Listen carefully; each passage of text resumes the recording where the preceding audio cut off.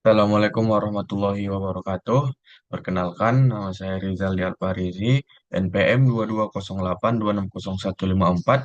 Di sini saya akan mempresentasikan mind mapping, yaitu tugas remedial pada blok psikiatri, yang dimana judulnya itu mind mapping saya itu adalah tentang Alzheimer. Baiklah, yang pertama kita dari definisi terlebih dahulu, yang dimana penyakit Alzheimer adalah penyakit neurogeneratif, kronis, dan progresif yang menjadi penyebab paling umum dari demensia. Nah, penyakit ini ditandai dengan penurunan fungsi kognitif seperti daya ingat, kemampuan berpikir, berbahasa, mengambil keputusan, hingga perubahan perilaku yang mengganggu aktivitas sehari-hari. Nah, eh, selain itu, untuk etiologinya tersendiri, dia merupakan penumpukan plak beta amiloid di antara sel-sel otak. Baru yang kedua adalah pembentukan neurofibrillary tangles di dalam sel saraf. Dia baru kematian sel saraf dan penyusutan jaringan otak. Baru faktor genetik misalnya gen APOE4 sama proses penuaan otak. Nah, adapun faktor resiko dari Alzheimer ini, dia yang pertama itu usia lanjut, terutama di atas 65 tahun ya. Dari penyakit Alzheimer ini diketahui dia itu sering datang pada orang dengan usia lanjut. Ya, yang kedua ada juga riwayat keluarga Alzheimer, baru faktor genetik. Nah, selain itu ada juga penyakit kardiovaskular seperti hipertensi, diabetes, dislipidemia. Ya, misalnya ini seperti demensia vaskular. Nah, selanjutnya ada gaya hidup tidak sehat seperti kurang aktivitas fisik, merokok, dan yang terakhir dia ada trauma seperti cedera kepala berulang yang bisa menyebabkan eh, datangnya peningkatan risiko pada Alzheimer. Nah, pada saat pemeriksaan fisik psikiatri, nah kita dijumpai yang dimana nanti si pasien itu eh, akan itu memiliki gangguan memori jangka pendek. Selain itu, pas kita tanya nanti tentang memori jangka pendek, mungkin dia akan mengalami gangguan. Selanjutnya itu ada disorientasi waktu, tempat, dan orang.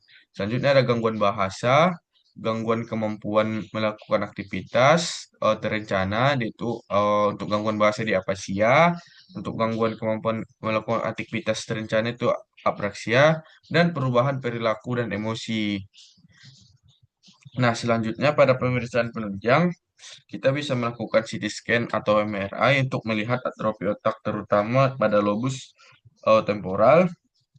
Baru atap PET scan menilai metabolisme otak dan pemeriksaan laboratorium darah, dan untuk selanjutnya itu pemeriksaan mini mental state examination untuk mengetahui seberapa parah eh, pada si penderita Alzheimer ini.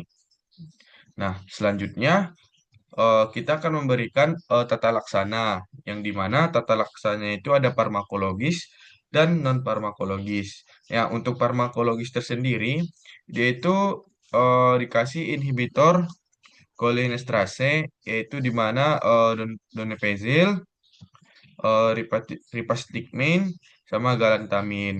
Nah, untuk antagonisnya itu dia itu bisa kasih antagonis NMDA, yaitu memantin.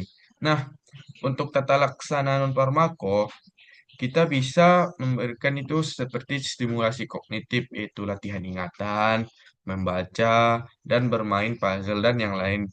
Nah, selanjutnya kita terapi okupasi, yang dimana terapi okupasi bisa untuk kita berikan kepada pasien Alzheimer. Selanjutnya itu aktivitas fisik rutin seperti aktivitas olahraga di rumah atau melakukan kegiatan-kegiatan yang bisa memberikan efek pada si pasien. Selanjutnya itu dukungan psikologis keluarga, yang dimana keluarga juga berperan penting dalam pengobatan pada pasien Alzheimer, yang dimana nanti dukungan keluarga ini bisa berpengaruh besar pada pengobatan si pasien Alzheimer. Nah, untuk edukasi pada seseorang penderita penyakit Alzheimer ini, yang dimana penyakit ini bersifat progresif dan kronis. Nah, selanjutnya penting kepatuhan minum obat. Nah, kenapa saya bilang seperti itu? Karena apabila mungkin nanti kalau si pasien tidak patuh dalam obat, mungkin dia akan kambuh dan cepat lama. Nanti bisa dia minum obat seumur hidup. Nah, yang selanjutnya itu adalah ciptakan lingkungan yang aman dan terstruktur. Nah, jadi misalnya kalau di Alzheimer ini kan kadang kita di pasiennya itu lupa seperti yang dulunya seperti ini, dia lupa misalnya kita menaruh handuk atau pakaian, padahal dia baru lakukan, padahal dia udah lupa kayak mana. Nah, mungkin kita melakukan ciptaan lingkungan yang aman dan terstruktur. Baru selanjutnya kita berikan dukungan emosional. Jadi pada si pasien kita tidak boleh melakukan membentak atau melawan. Nah, selanjutnya